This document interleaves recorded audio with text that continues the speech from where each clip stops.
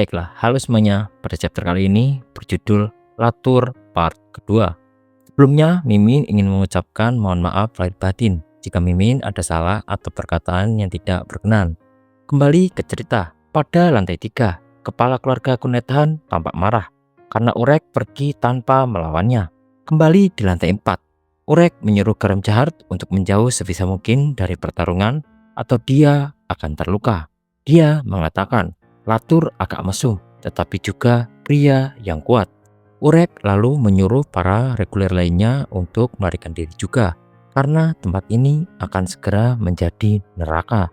Tiba-tiba saat itu juga, Latur dengan cepat sudah berada di belakang Urek Majino untuk memberikan pukulan. Urek pun yang menyadari kehadiran Latur juga bersiap untuk menyerang. Akhirnya Latur dan Urek saling bertukar pukulan, sementara para reguler lainnya melarikan diri. Terjadi pertarungan jarak dekat di antara Urek dan juga Latur. Kemudian Latur memberikan sebuah pukulan, namun Urek masih bisa menangkisnya menggunakan tangannya. Urek pun melakukan serangan balik menggunakan tinjunya yang telah diselimuti oleh sinsu emas milik Urek. Terlihat tangan Latur tidak dapat menangkis serangan tinju Urek tersebut. Namun Latur bergerak cepat untuk menendang tubuh Urek hingga Urek menjauh dari dirinya. Latur melakukan serangan untuk melawan Urek. Serangan tersebut memiliki sinsu hitam pekat kemerahan yang diselimuti di tangan Latur. Kemudian Latur melancarkan serangan tersebut ke arah Urek. Namun Urek mampu menahannya. Urek seperti kebal atau mempunyai magic resistance terhadap serangan Latur. Lalu dengan cepat, Latur sudah berada di depan Urek untuk menggenggam tangan kanan Urek dan akan menghantam tubuh Urek menggunakan tangan kanannya yang telah diselimuti oleh sinsu hitam pekat kemerah-merahan.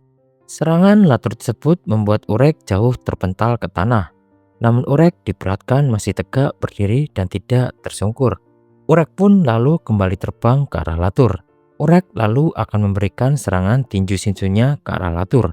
Akan tetapi Latur yang seperti sudah mengenali gerakan Urek langsung menyerang balik menggunakan tinjunya. Serangan tinju Latur langsung mendarat di muka Urek dan membuat wajah dari Urek membekas. Namun Urek tidak tinggal diam. Urek menyiapkan sinsu di kedua tangannya untuk menyerang Latur kembali. Hal itu membuat Latur terhempas ke tanah.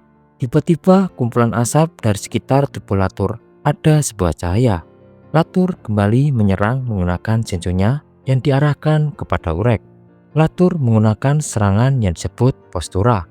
Postura dapat diartikan sebagai posisi, sebuah teknik yang dihitung secara cermat, teknik yang menjadi sempurna atau tidak tergoyahkan.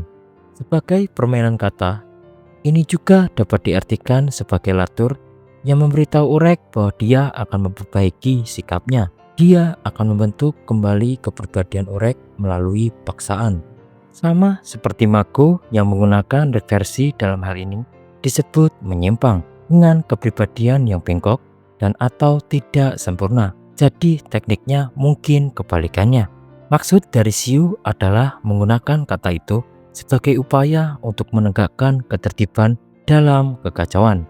Dia tidak memperbaiki kepribadian untuk menjadikannya baik. Dia memperbaikinya sehingga kejahatan atau kekuatannya menjadi sempurna. Serangan postura itu pun dihempaskan oleh Latur. Serangan tersebut langsung mengarah kepada tubuh Urek dengan sangat cepat. Namun Urek masih dengan tegak mampu menahan serangan Latur tersebut dan tetap tegak berdiri. Urek berpikir jika Latur mendapatkan kekuatan sebesar ini, itu berarti neraka dunia nyata pasti telah terjadi di tempat lain dan itu merepotkan. Xiu menggunakan kata neraka di bumi, digunakan secara metaforis untuk menggambarkan adegan pembantaian atau pembunuhan brutal. Saat Urek memikirkan hal ini, antingnya mulai memancarkan arus listrik. Tak lama kilatan cahaya petir datang di area tersebut.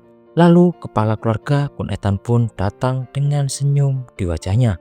Kemudian kepala keluarga Kunetan pun mengatakan, dia bertanya-tanya, kemana Urek pergi dan sekarang dia melihat Urek melakukan sesuatu yang menyenangkan tanpa dirinya. Lalu Urek pun bingung mengapa kepala keluarga Kunetan ada di sini. Latur pun yang melihat kepala keluarga Kun Etan agak bingung dan juga terkejut. Lalu kepala keluarga Kun Etan pun mengeluarkan spearnya dan dia ingin bergabung. Ditutup pada chapter kali ini. Gogojung, Aru, dan Enzo telah berpisah dari kelompok yang telah berpencar dan sedang mengatur nafas setelah berlari. Dari bawah tanah, seseorang pria muncul dengan memindahkan batu dan mengatakan, sudah lama ia tidak menerima pengunjung. Ketiga reguler itu mengikutinya ke bawah tanah dan bertanya, apakah pria itu tinggal di sana? Pria itu pun mengatakan ia tinggal di sana sendirian dan telah hidup cukup lama. Enzo bertanya kepada pria tersebut, apakah mereka bisa tinggal di bawah tanah untuk sementara waktu karena di luar sangat berbahaya. Pria itu pun mengatakan tidak apa-apa dan menyuruh mereka beristirahat. Sementara itu dari belakang, seseorang wanita yang tampak menyatu dengan kelabang raksasa sedang mengawasi mereka. Baiklah, sekian pembahasan untuk chapter kali ini. Terima kasih dan sampai bertemu di next video. Bye bye.